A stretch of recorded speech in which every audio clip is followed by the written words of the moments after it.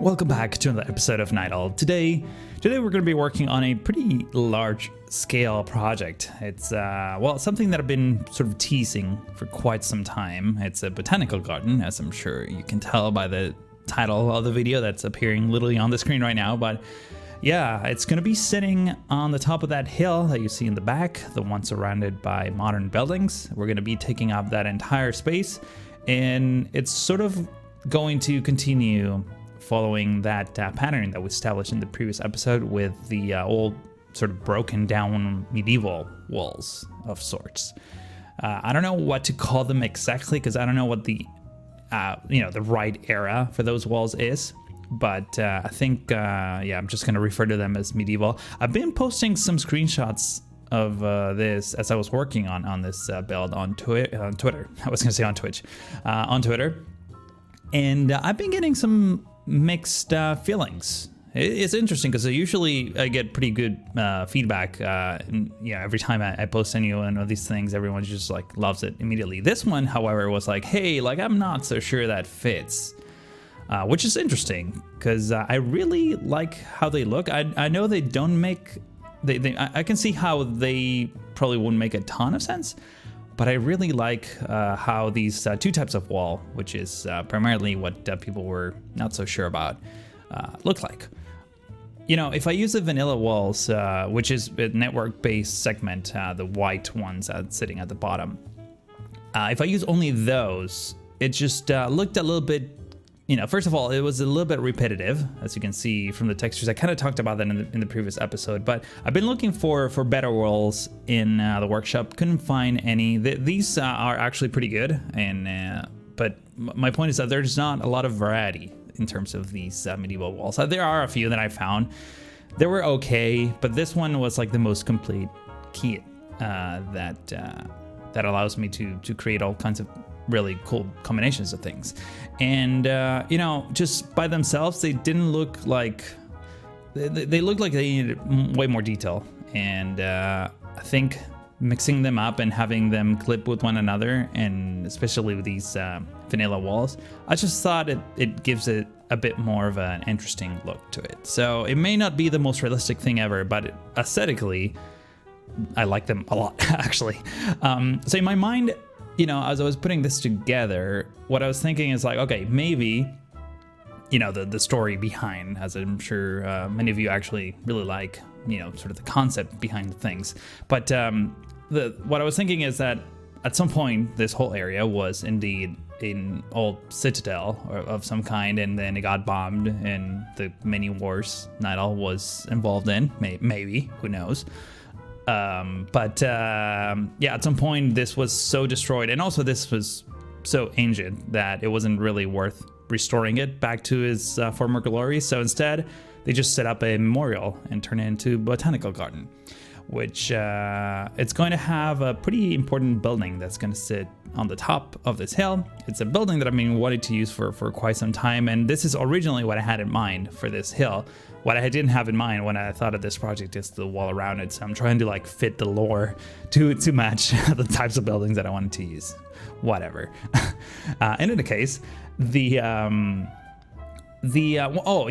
sorry, I forgot to mention one thing that it's sort of related to the technical aspects of the game, but also aesthetically, there's an impact.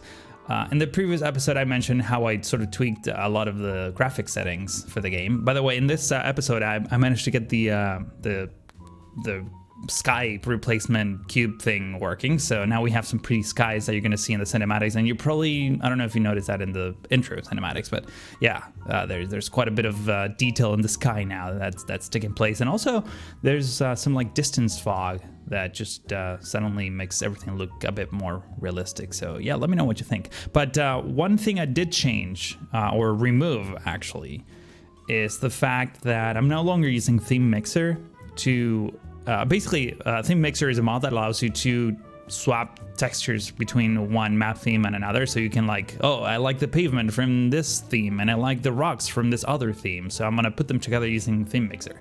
The problem is that Theme, as far as I understand, or as far as I've been explained how this works, Theme Mixer just loads up in memory both map themes, or however many you have selected. In my case, I was using Cedar Valley for the pavement of the roads, and Reinhold for basically everything else. And that was, kind of inefficient, because it's, Cedar Valley 4K, it's kind of a heavy-ish map theme, as well as Reinhold. So loading both at the same time, apparently my computer doesn't like it so much, or just the game in general doesn't like it so much. So I ended up removing the Cedar Valley 4K, because all I was doing is just disabling the texture from the pavement that Reinhold comes in, which I'm not a huge fan of, but honestly, it's not that bad. So I by disabling Theme Mixer, I just gained like 5 more FPS, which is great. In fact, one thing that I noticed, there was a conversation happening on Twitter between Press, B. Schoolhausen, and some other people that I can't remember right now, but apparently there's a whole bunch of mods that have a negative impact in terms of performance. One of them was actually the extended info panel, that massive thing that I had at the bottom of my screen for many episodes of Nydal and other series as well, that just gives you all the all the city statistics at the bottom of the screen. You probably noticed that I removed that a couple episodes ago. That one was also causing a couple extra frames per second, which it wasn't really worth it. And another one that I'm still using that I could have disabled and gained some more performance out of the game is network skins. Now, the problem with network skins is that I'm using a lot of vanilla roads that have built-in vegetation that doesn't look great, and also I'm using it to remove lights. There's really no other efficient way of removing lights without network skins, so that one unfortunately has to stay. But I did try it out without it, and it actually looks pretty fluid in the downtown area of the city, which is insane. I didn't know network skins was so damaging to performance, which it's kind of a shame, but it's a pretty powerful mod, so I guess I'm still sticking to it until I have a better option. But this series, and all City Skylines series for that matter, it's just a constant battle on compromise on performance versus detailed achieved. And I think for the most part I'm striking a pretty decent balance here, but it does get a little bit crazy sometimes. And you just get used to it. I get that question asked all the time, like how can you even play the game at well, right now, by the way, I'm getting like on the low end of things, like looking at the worst area of the city in terms of assets, I'm getting about 7 frames per second. On average, I'm getting like 12, 13, maybe 15. And obviously, if I just look down to the ground or go outside of the city, I get like maybe 20, 30, but never over 30 for sure. You just get used to it, honestly. And since I tend to also slow down the simulation, as you can see, there's a slider on top of the date on the bottom left corner of the screen that says 20%. So the simulation is slowed down to 20%. It doesn't really have much of an improvement in terms of performance, but you just get used to it, I guess, is what I'm trying to say. It's weird when I stream, but yeah. Talking about stream, by the way, I mentioned this in the previous episode, but I'm going to mention it again. I'm only going to be streaming on Twitch from now on, so you should probably follow me, twitch.tv/strictoaster. And I'm going to be re-uploading streams to YouTube after the fact, probably like a day later or something like that, or however fast I can actually upload, because I've been streaming quite a few hours lately. And it's getting kind of intense. But I don't want to go too off topic. Let me talk about what I'm doing on the screen right now, which is this building. This is the one that I was talking about before. This was made by Mr. Mason. It just looks great. There's some palm trees inside, and that's why this is a botanical garden, right? So it's almost like a museum of plants, if you want to look at it from that point of view. I'm having chunks of these broken walls pretty much throughout this whole complex. As you can see, there's gaps in between the walls where the municipality of Nydal was able to squeeze in some roads and some pedestrian paths. So this it's technically open to the public, even though there's actual gates in the front and parking lot surrounded the gates, because this is a tourist attraction and people sometimes drive there, sometimes take Ubers, or there's probably going to be a tram stop right in front of it as well. But you know, you need a place for people to park or leave their bikes even. What I wanted to do here is sort of integrate the city with the walls and have chunks of wall in between some of the buildings. That giant modern building that I thought could be a visitor center, I ended up moving it. It's actually a data mining center or company. I don't know what that actually means or does. It looks really cool, don't get me wrong, and I put it on the side because I definitely want to plan using it somewhere. I did struggle a little bit in terms of the height differences here, even though I'm getting quite good at it. But yeah, the building, that building at the top is way too close to the road, and there's not enough room for a nice gradient that doesn't expose the cliff texture. So yeah, that took quite a few tries, and eventually ended up hitting stuff with trees, which brings me to something else that I wanted to mention, which is the fact that, well, I mean, most of what you're seeing here is still there, but the last few clips, I had to like redo them because I did not save the game. Recently, I for some reason, oh yeah, no, I remember now. Recently I formatted my computer, like I did a clean install, and I forgot to turn autosave on, which is a feature that I have on basically all the time. Not this time though, which means that I accidentally closed the game, didn't save it. It was my fault. It wasn't like a computer crash or anything, but I lost the last few clips that you're about to see, even though I already sort of went off camera and recreated them. That's another thing that you sort of get used to it with City Skylines, or any other game for that matter, where you do a lot of work and then forget to save it and you're screwed. But we're not, because usually, and I mentioned this many times before, but whenever you have to rebuild anything, it usually comes out much better than the first time. And this is no exception. You're probably going to see the details that I had in future cinematics and other videos. But in the meantime, let me also focus your attention on what I'm doing on the screen right now. This segment of road, as you can see, it's sandwiched between the medieval walls, and what I wanted to do is I wanted to alter the pavement here so that it looks slightly different from all the roads around it. And I don't know, in my mind, this was originally part of whatever building was totally destroyed and the bombings and just in history. And in order for cars to know where to drive and not hit on pedestrians, I put down some metallic bollards on each side, which, I don't know, ties everything sort of together.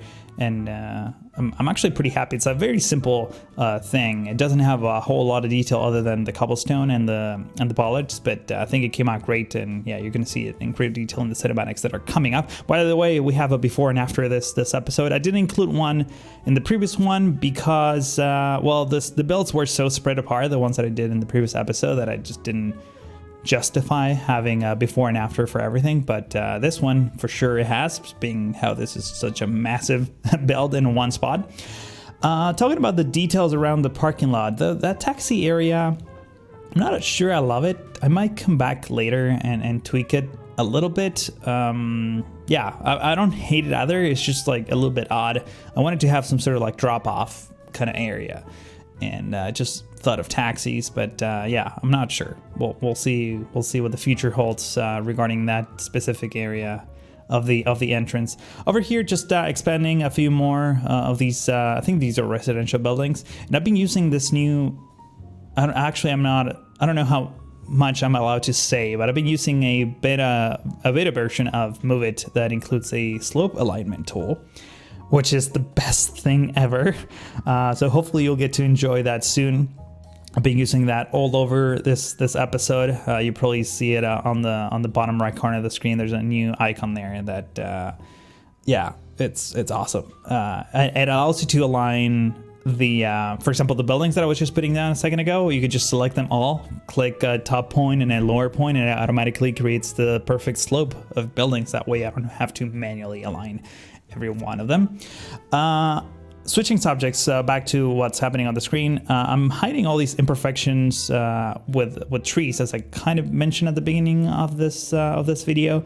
You know, the terrain difference here is so high that the only way to really hide the cliffs, which I do like exposed cliffs, every once in a while.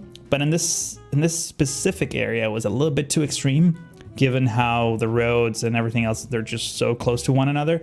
So I ended up putting trees all over, and that's basically a perfect cheaty way to not have to deal too much with the terrain differences. I guess it's just one more technique in your detailing toolbox that you can use in order to hide those imperfections. And talking about cheaty ways of detailing things, actually not cheaty at all, but I just decided to raise this palm house up a little bit instead of just having flat against the ground, because it felt a little bit lazy just putting it there and not have, do anything around it. I could have put some planters around it and things like that, but I wanted, the building is so nicely detailed that I wanted to be as visible as possible.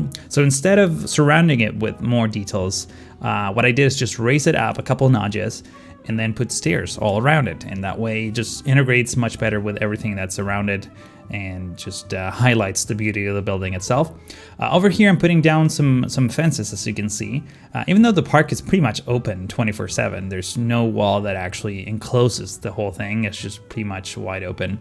I do want to put some fences on the outer sort of walls that may cause some security issues at night, something like that.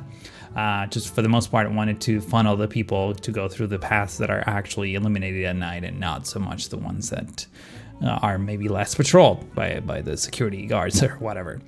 And oh man, just remember that I forgot to redo this part, which actually I really like how it came out. It's just a simple parking lot with a fence separating the main road and the actual parking road. Just putting down some parking spaces as usual on this modern sort of office. But yeah, I need to go rebuild that now that I just saw that. In any case, here's the before and after as promised. Certainly quite the dramatic reveal here. If you enjoyed this episode, however, would you please give this video a like? That's very much appreciated. If you're new to the channel, you might want to subscribe as well to be notified next time I post a video. But that's all for now. Thank you so much for watching, and I hope to see you in the next one.